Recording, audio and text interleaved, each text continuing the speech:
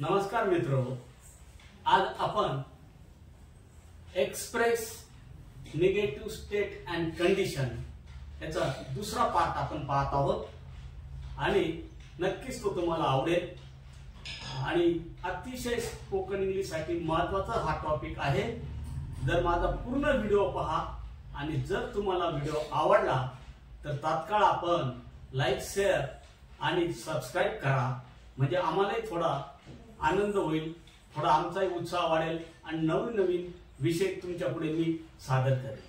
Thank you. तर चला करूया आता आपण आपल्या विषयाला सुरुवात। आज आपला विषय आहे की स्थिती आणि अवस्था, स्टेट अँड कंडिशन कशी व्यक्त करायची हे आपण पहिल्या भागात पाहिलंच, परंतु आज आपण नसलेली स्थिती अवस्था कशी व्यक्त करायची, कोणत्या कार्याबरोबर म्हणजे किती माणसाबरोबर, कोणत्या माणसाबरोबर कशी व्यक्त झाली पाहिजे, त्याचा नकार काय आहे, त्याचा होकार प्रश्न काय आहे, नकार प्रश्न काय आहे, या सगळ्यांची माहिती आज आपण घेणार आहोत। तर काळजीपूर्वक ऐका, अतिशय सुंदर असा हा सोपा टॉपिक आहे। सर्वात प्रथम आपण स्वतःबद्दल नसलेली स्थिती अवस्था कशी व्यक्त करू, म्हणजे नकारार्थी वाक्य कसं बनवते या स्थिती अवस्थेचं हे तुम्हाला मार्गदर्शन होईल। आणि महत्त्वाचं म्हणजे ध्यानात ठेवा स्वतःबद्दल, म्हणून इथं आपल्याला वापरावं लागेल एम नॉट आणि मग पुढे जी काही कशाची स्थिती तुम्हाला व्यक्त करायची ते शब्द तुम्हाला पुढे वापरायचे आहे। सर्वात प्रथम स्वतःची नसलेली स्थिती अवस्था सांगणे कसं, I am not a student, I am not a student, I am not a student म्हणजे नाहीये विद्यार्थी, मी विद्यार्थी नाहीये, I am not a student. आणि हीच गोष्ट आपल्या तिसऱ्या कुणाबद्दल बोलायची असेल, एकच व्यक्ती जी आपल्या समोर नाही तिसऱ्या ठिकाणी तिसरी व्यक्ती आहे तिच्याबद्दल बोलायचं, उदाहरणार्थ तो, ती, ही, सी असे आपण वापरतो ना, ह्या तिसऱ्या व्यक्तीसाठी आपल्याला बोलायचं आहे isn't a student, isn't a student, विद्यार्थी नाहीये का, विद्यार्थी नाहीये का। चला थोडस पुढे जाऊया। आता आपल्याला आपल्या समोर उभी असलेली व्यक्ती, मग ती एक आहे किंवा अनेक असली तरी सुद्धा त्यांची नसलेली अवस्था आपण कशी व्यक्त करावी। तर बघा, सगळ्यात महत्वाची गोष्ट आरंट स्टुडंट, आरंट समोरची व्यक्ती, बहुधा ती यूच असते, अनेक वचन असेल तरी यूच असते आणि आपण म्हणू शकतो तू किंवा तुम्ही, तसेच ते म्हणजे देई।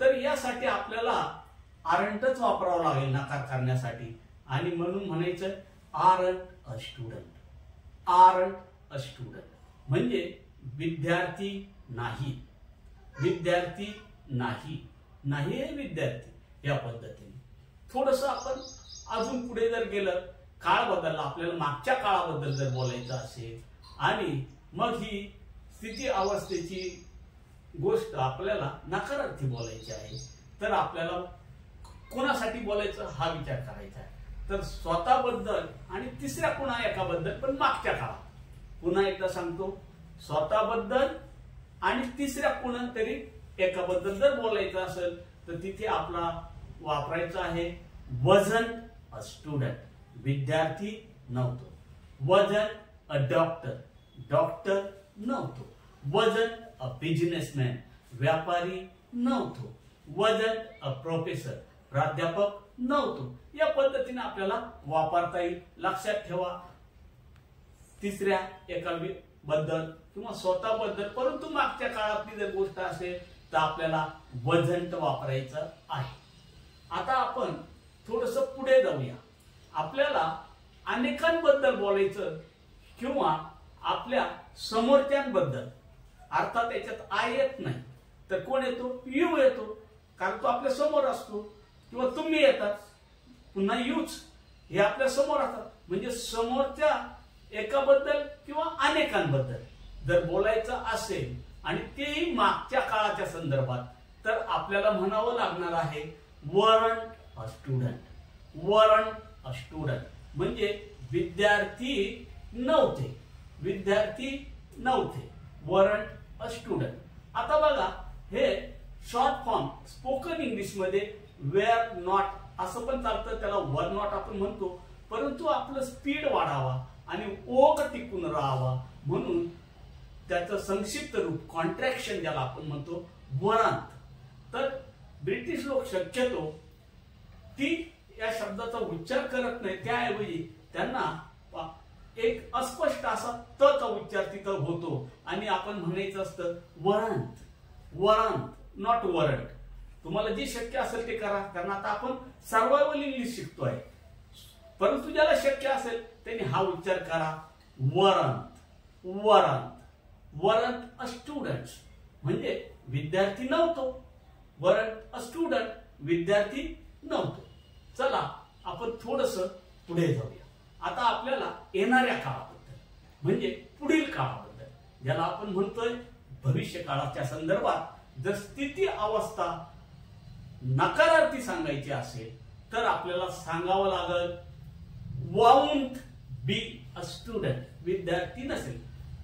अरे हो, इथं तुमच्या लक्षात येणार नाही सर असं का म्हटलंय वॉन्ट बी, तर तो आहे विलचा नकारार्थी वॉन्ट म्हणजे शॉर्ट फॉर्म कॉन्ट्रॅक्शन आहे वॉन्ट आणि इथं बी लावणं आवश्यक आहे आणि म्हणून आपल्याला म्हणायचं आहे वॉन्ट बी अ स्टुडंट.